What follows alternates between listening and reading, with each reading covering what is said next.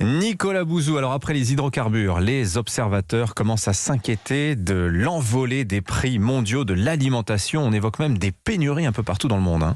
Et oui Dimitri, parce que Vladimir Poutine utilise le blé comme une arme de guerre.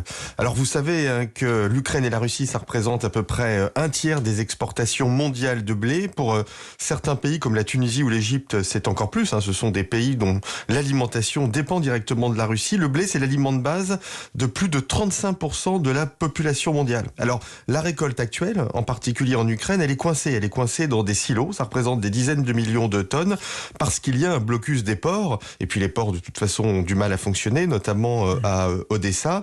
Ça veut dire que la récolte actuelle, elle ne sort pas de l'Ukraine, mais ça risque aussi de gâcher la récolte de l'année prochaine, parce que si les silos ne sont pas vides, eh bien on ne saura pas où la mettre, cette récolte, et elle sera gaspillée. Donc la Russie qui utilise le blé comme une arme de guerre, et puis certains pays, comme l'Inde, qui adoptent une politique protectionniste, qui restreignent les sorties de blé. Alors l'Inde, ça n'est pas un énorme exportateur, mais enfin quand même, ça renforce les tensions.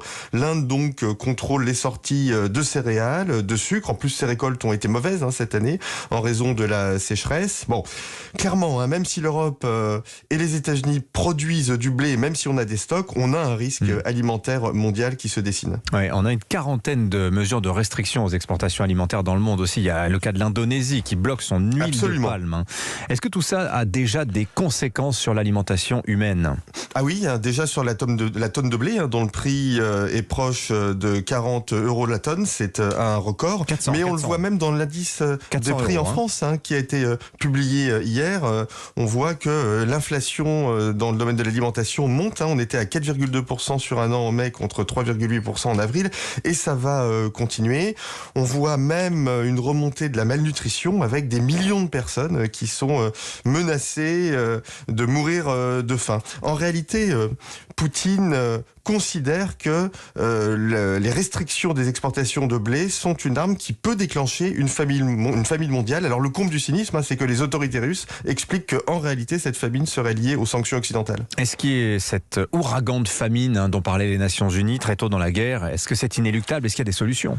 Déjà, faut pas faire de bêtises. Une grosse bêtise, par exemple, ce serait le contrôle des prix qui causerait un rationnement industriel en plus du rationnement causé par la guerre. Ensuite, il faut faire évidemment l'inverse de l'Inde ou de l'Indonésie, c'est-à-dire la coopération internationale, pas par bien-pensance, mais parce que c'est dans l'intérêt matériel de tout le monde. Et puis, à plus long terme, il faut produire plus en Europe, faire de l'agriculture un enjeu de la souveraineté européenne avec plus d'investissements, plus de technologies, une agriculture 4.0 avec de l'intelligence artificielle, des biotech, du génie génétique, parce que c'est ça qui va garantir aux Européens une alimentation de qualité, accessible en termes de prix, et puis c'est ça qui va garantir notre souveraineté.